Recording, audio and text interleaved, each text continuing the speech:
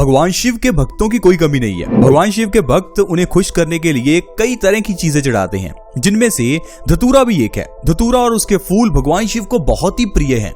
लेकिन जब धतूरे को यूज करने की बात आती है तो हम कहते हैं जहर है। दोस्तों, मैं आपको बता दूं कि धतूरे को चाहे आयुर्वेद में विष की श्रेणी में रखा गया है, लेकिन इसे औषधि भी कहा गया है।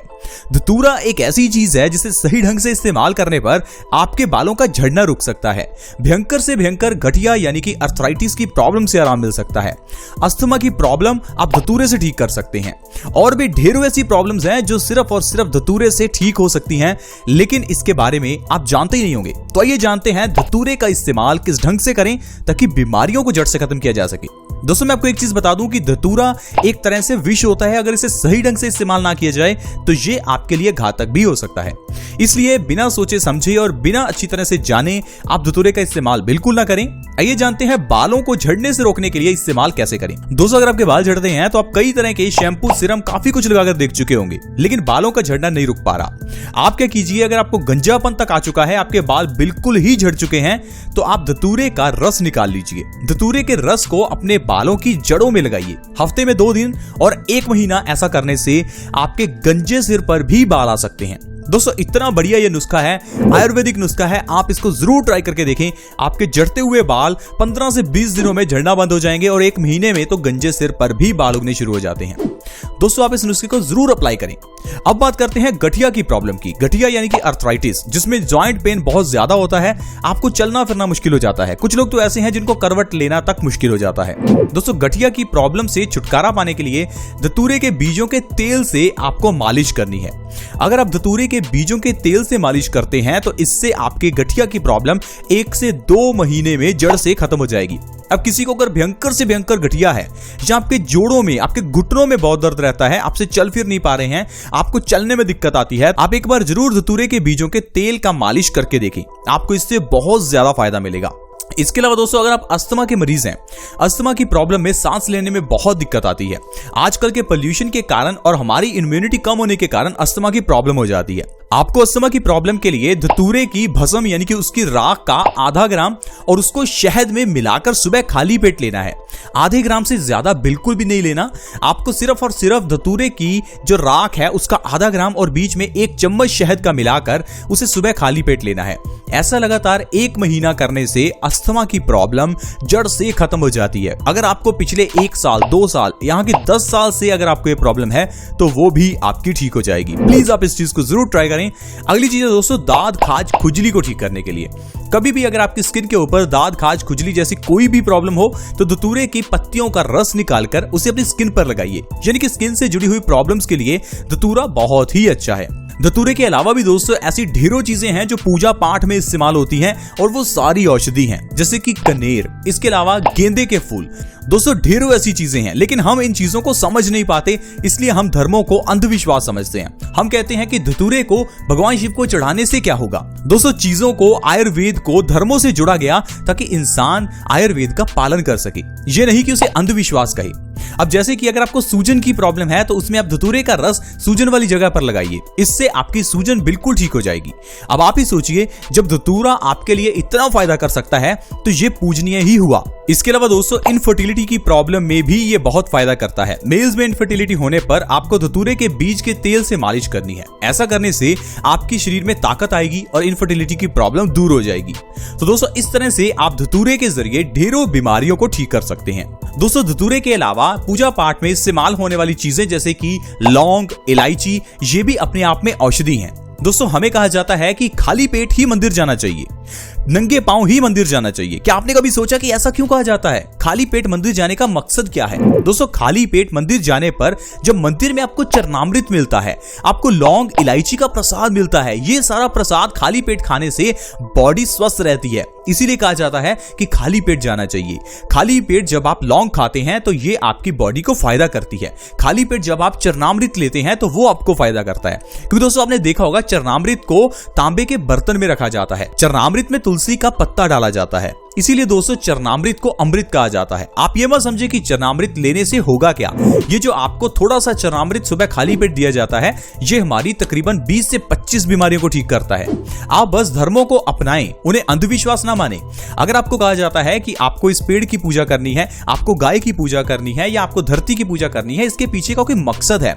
सूर्य की पूजा करने का, सूर्य को जल चढ़ाने का भी मकसद है। जब आप सूर्य को जल चढ़ाते हैं तो उस समय जब आपकी आंखों में सूर्य की रोशनी जाती है तो ये आंखों की रोशनी बढ़ाती है, क्योंकि सुबह के समय जब हमें जल देना होता है उस समय सूर्य की रोशनी आंखों के लिए बहुत ही अच्छी होती है। और जब आप पानी के अंदर से सूर्य को देखते हैं तो पानी के अंदर से निकली हुई जो सूर्य की किरणें हैं वो आंखों के लिए बहुत अच्छी होती हैं। इसी तरह से दोस्तों सैकड़ों ऐसी धार्मिक प्रथाएं हैं जो हमारे लिए अच्छी हैं। जैसे कहा जाता है कि आपको नदी में सिक्का फेंकना चाहिए। नदी में सिक्का फेंकने से हमारी इच्छा पूरी होती है। क्या आपको पता है कि नदी में सिक्के का ये कॉन्सेप्ट क्या है?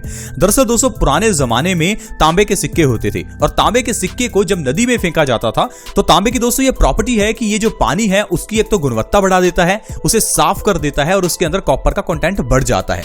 और जब हम उस नदी के पानी को पीते हैं तो वो हमारी बॉडी को फायदा करता है।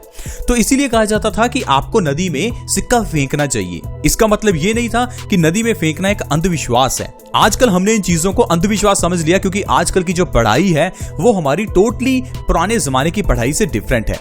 पहले लोगों को आयुर्वेद पढ़ाया जाता था। आयुर्वेद पढ़ने से हर इंसान अपने आप में डॉक्टर बन जाता था।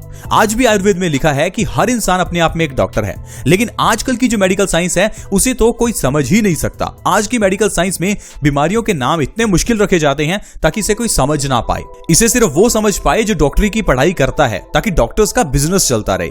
आज की जो दवाइयां हैं उनके नाम मुश्किल रखे जाते हैं।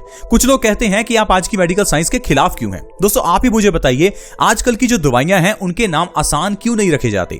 जो दवाइयों के अंदर के सॉल्ट्स हैं उनके नाम सिंपल क्यों नहीं रखे जाते? क्यों नहीं समझाना चाहते? क्योंकि अगर हर बंदा उस चीज को समझ गया तो डॉक्टर्स के पास कौन जाएगा, कौन इनकी दवाइयां लेगा? इसीलिए दोस्तों ये बिजनेस है, आप इस बिजनेस में मत फंसिए। आपको सिर्फ आयुर्वेद की ओर जाना है, क्योंकि आयुर्वेद में बीमारियों को 3 दोषों में रखा गया है, वात, पित्त और कफ। यानी कि आपको अगर 100 बीमारियां भी हैं तो वो 100 बीमारियां नहीं है, आपको सिर्फ 3 ही बीमारियां हैं। या तो आपको वात की प्रॉब्लम होगी, या पित्त की, या फिर कफ की। तो सोल्यूशन वात, पित्त और कफ का करना है, ना कि सोल्यूशन करना है 100 बीमारियों का।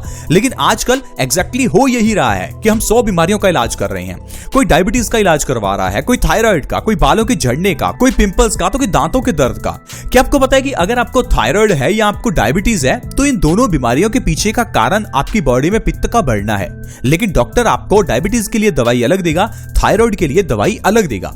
थायराइड में भी वो आपको कहेगा कि आपको हाइपोथायराइड है या आपको हाइपरथायराइड है। उसमें फिर वो आपको कहेगा कि आपको मोटापा आ चुका है, आप पतले हो चुके हैं, आपको इतना कुछ खाना है, आपको इस तरह के सप्लीमेंट्स लेने हैं, पता नहीं क्या कुछ बताएगा। लेकिन मैं आपको बता दूं कि थायराइड और डायबिटीज दोनों के पीछे का कारण है हमारी बॉडी का हार्मोनल इंबैलेंस। बॉडी का हार्मोनल इंबैलेंस तब होता है जब हमारी बॉडी में पित्त बढ़ जाता है। पित्त का मतलब है हमारी बॉडी में एसिड बढ़ जाता है। अगर आपकी बॉडी में एसिड की मात्रा ज्यादा है तो आपको जरूर डायबिटीज हो सकती है। इसलिए हमेशा ध्यान रखें कि ऐसी चीजें खाएं जिसमें एसिड की मात्रा कम हो। तो दोस्तों इस तरह से स्वस्थ रहना बहुत ही आसान है। हम आपको हमेशा यही कहते हैं कि हर इंसान अपने आप में डॉक्टर बन सकता है, हर इंसान स्वस्थ रह सकता है। बस आपको ये समझना होगा कि स्वस्थ कैसे रहें। अगर आज की मेडिकल साइंस के अकॉर्डिंगली चलेंगे फिर तो आपको डॉक्टर्स पर ही निर्भर रहना पड़ेगा। लेकिन पुराने जमाने में लोग डॉक्टर्स पर निर्भर नहीं थे। पुराने जमाने में लोग घर पर ही बीमारियों का इलाज करते थे। क्या आपको लगता है कि पुराने जमाने में सर्दी, खांसी, जुकाम होने पर लोग डॉक्टर के पास जाते थे? बिल्कुल भी नहीं। दोस्तों पुराने जमाने में घरों में अमरूद का, नीम का पेड़ लगा हुआ था, तुलसी लगी हुई थी, मरुआ लगा था। तुलसी के जरिए हर तरह का बुखार उतर जाता है। अगर आपको कोई भी बुखार हो, चाहे वो डेंगू का ही क्यों ना हो, आप तुलसी के पत्तों का रस निकालिए, हल्का सा गर्म कीजिए, उसमें थोड़ा शहद मिलाइए और आप उस मरीज को दिन में 3 टाइम दीजिए। आप देखिए उसका बुखार एकदम से उतर जाएगा। दोस्तों इस तरह से अगर आप नीम का इस्तेमाल करते हैं, नीम के पत्तों को खाली पेट खाते हैं तो पिंपल्स को ठीक किया जा सकता है। जरूरी नहीं कि आपको दवाइयां ही खानी हैं। आई होप फ्रेंड्स आप समझ पा रहे होंगे कि किस तरह से बीमारियां ठीक हो सकती हैं। आज की वीडियो में दोस्तों इतना ही। अगर आपको वीडियो अच्छी लगी हो तो इस वीडियो को लाइक करें, इस वीडियो को शेयर जरूर करें, क्योंकि आपकी शेयर से किसी दूसरे व्यक्ति की हेल्प हो सकती है। वीडियो को शेयर करना बहुत ही आसान है। वीडियो के नीचे एक शेयर का बटन है, उसे दबा दें और इस वीडियो को व्हाट्सएप, फेसबुक जहां शेयर कर सकते हैं प्लीज शेयर करें। अगर आप हमारे चैनल से जुड़ना चाहते हैं तो जुड़ना बिल्कुल फ्री है। इस वीडियो के नीचे आपको एक सब्सक्राइब का बटन दिखेगा, उसके ऊपर क्लिक कर दें और हमारे चैनल से जुड़ जाएं ताकि आपको हर नई वीडियो की नोटिफिकेशन सबसे पहले मिले। ऐसी वीडियोस के साथ फ्रेंड्स दोबारा मिलेंगे। धन्यवाद।